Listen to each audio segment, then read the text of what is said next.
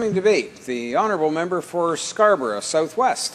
Thank you, Mr. Speaker. And we on this side think there's still a lot of work to do in order to make certain parts of our economy sustainable for the environment. Now, Mr. Speaker, I wish I could rise tonight in this House to speak about a budget bill that was, in my opinion, good for Canada and especially good for Canadians.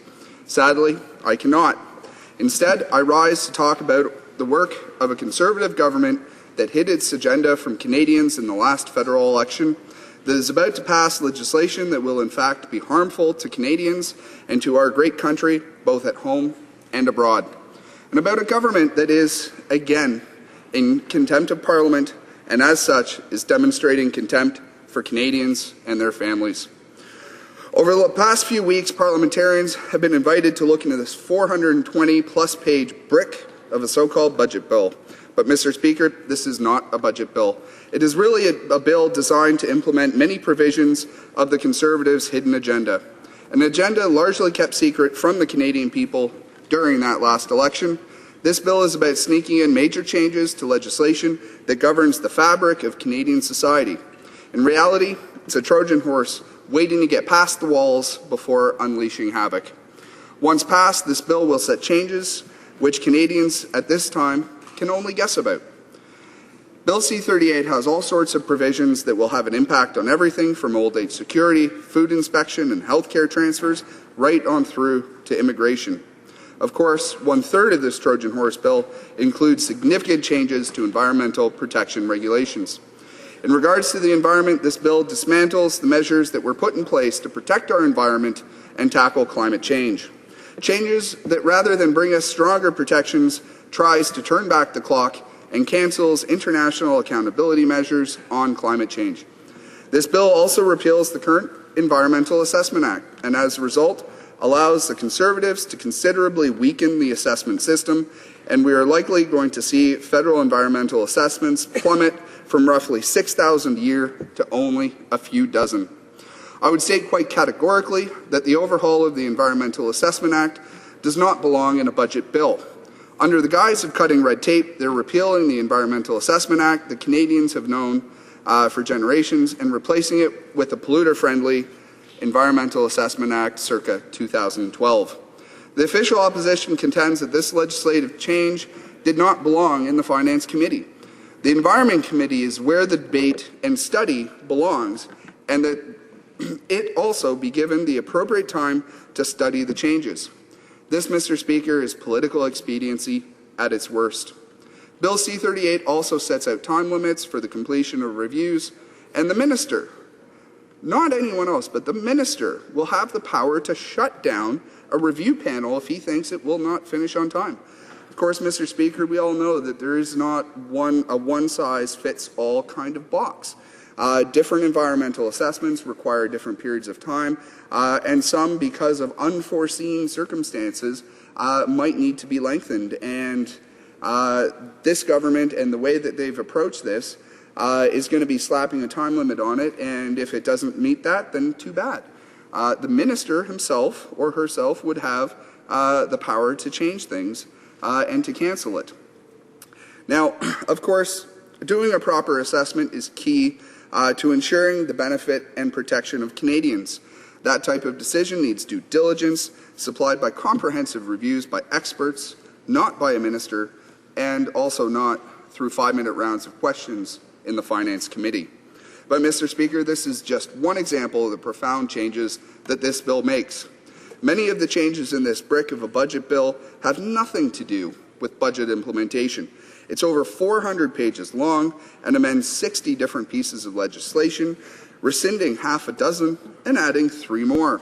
And again, I must add that these changes are being made with almost no input from Parliament or from Canadians. The disrespect for democracy is shameful.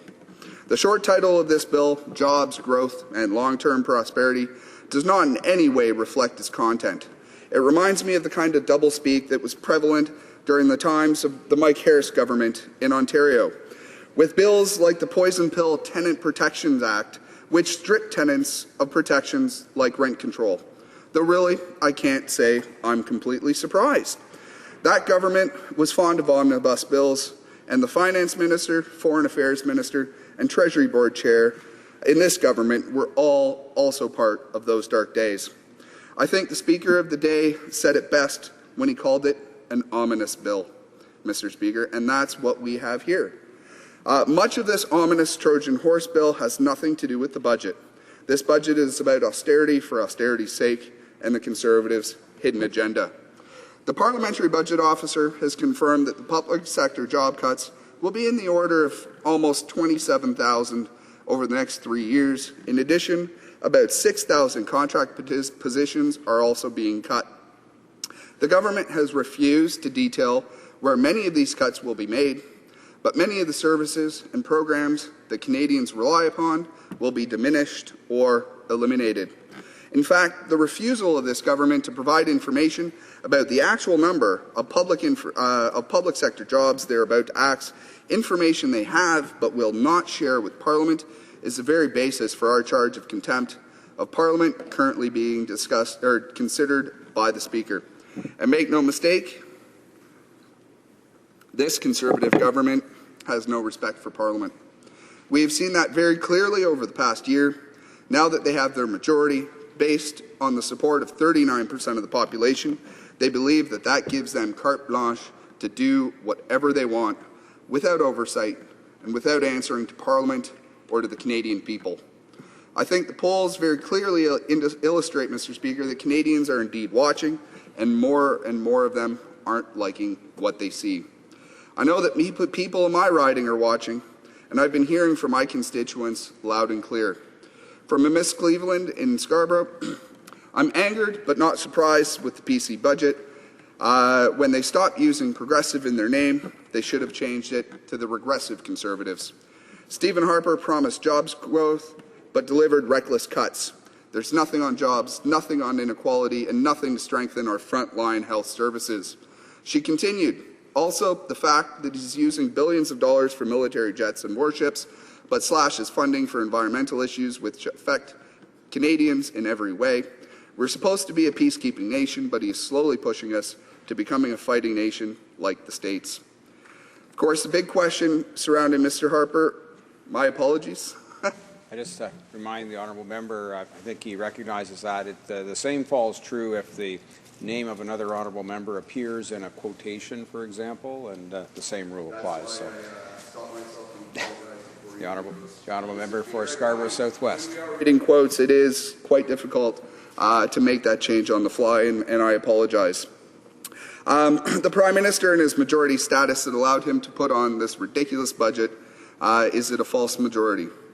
And from a Miss Hamilton in Scarborough, the budget also ignores the needs of youth, especially for increased job and training opportunities and lower tuition fees. Disregarded the environment by imposing time limits on environmental studies and new resource projects and providing zero leadership on environmental issues, dropping responsibility for providing leadership in healthcare, failing to address the fast-growing gap between rich and poor, and cutting funding to the arts by strategically attacking groups that take a critical perspective on the status quo, organizations like the CBC, NFB, and Telefilm. And from a Mr. Murphy in Scarborough, as a hard-working Canadian, I was dismayed when I found out that the current Tory regime was going to increase the age of retirement to 67.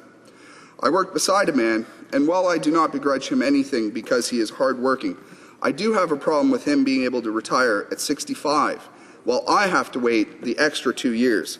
It's incredulous that because he was born 6 months before me, that I have to remain in the workforce an extra 2 years. I'll have paid more taxes, more CPP, more EI premiums, but he will get more than I will. I think, however, what galls me even more is that the Prime Minister could retire tomorrow with a substantial pension. That's not right, and something has to be done.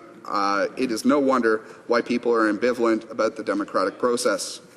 And from Ms. D. McLaren, OAS cuts is a big mistake. It won't be long before there will be means testing and only the very poorest will get anything at all. One more nail in the coffin of universality, although I know OAS does get clawed back at a high level of income, but that's different. We need a national housing program now. Our cities are now unaffordable for people coming up, i.e. younger people, immigrants, and such.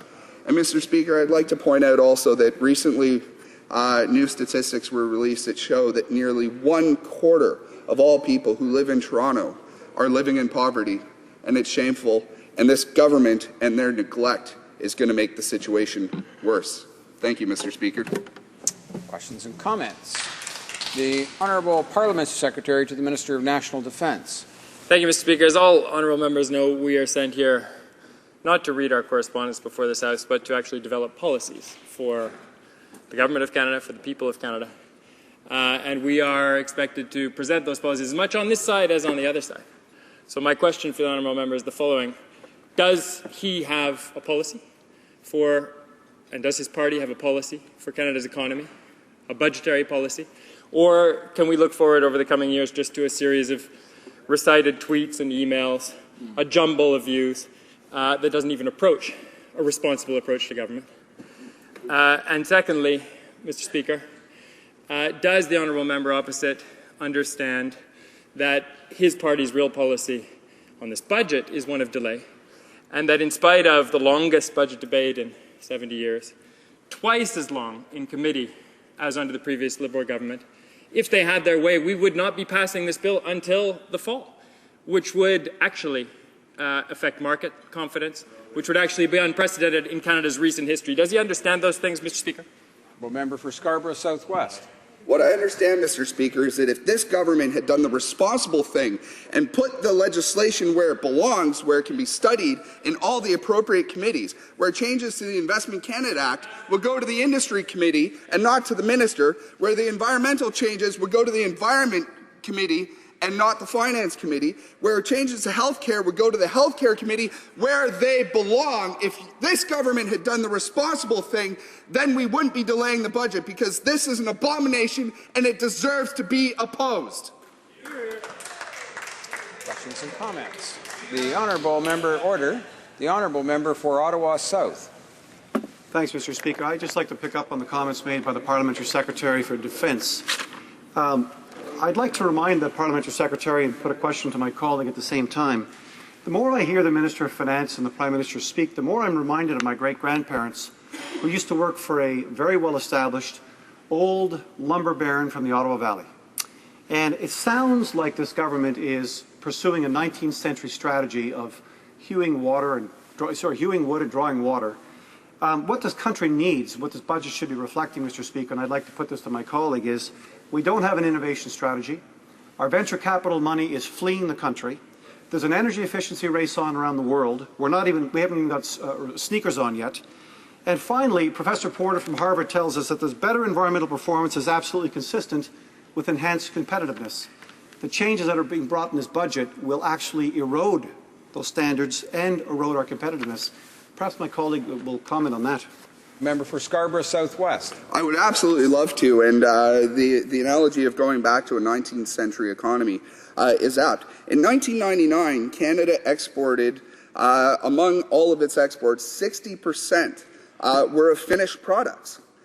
In just the last decade, we've gone from exporting 60% finished products to only exporting 33% finished products. The other 66% is now unfinished or partially processed products. So absolutely, we are hindering the value-added sections of our economy with this unbalanced approach that the Conservative government is taking. And it's absolutely the wrong way to go. With respect to innovation, we are looking at the Jenkins report, and nothing as of yet is being implemented. We now have massive changes to the Investment Canada Act, where now 3 times the previous limit is now going to be what's subject to review. All of those incubator companies and industries, those real innovators and productive companies, are now going to get gobbled up by large foreign companies, and we're going to lose the benefits from them. Thank you. We have time for one short question and response. The Honourable Member for Windsor West. Thank you, Mr. Speaker. I'll be real quick. With regards to the issue of RadarSat, we've seen the government not respond to this issue. This is a very important satellite investment that we have that's going to take place within the next few months whether we're going to have it or we're not going to have it. I'd like to ask the member to respond to that real quickly because it is important for all of Canada, our security and also our investment. Scarborough Southwest. Well, thank you, the member, for the question. Of course, this has been raised at the Industry Committee and been blocked by the Conservatives, like just about everything else. RadarSat is one of the crown jewels of Canada's innovation and science and technology companies. RadarSat has a multi-mission that is very diverse. It'll monitor icebergs on the East Coast. It'll monitor oil pipelines, and I'd like to hear the government's answer about oil pipelines right now. It'll monitor potential spills in the West Coast, as well as Arctic sovereignty. And the funding for this program runs out, and I see the Minister of Industry, and I would absolutely love to hear what the delay is, what are the timelines, and when is this government going to stop passing the buck and actually fund RadarSat? Resuming debate.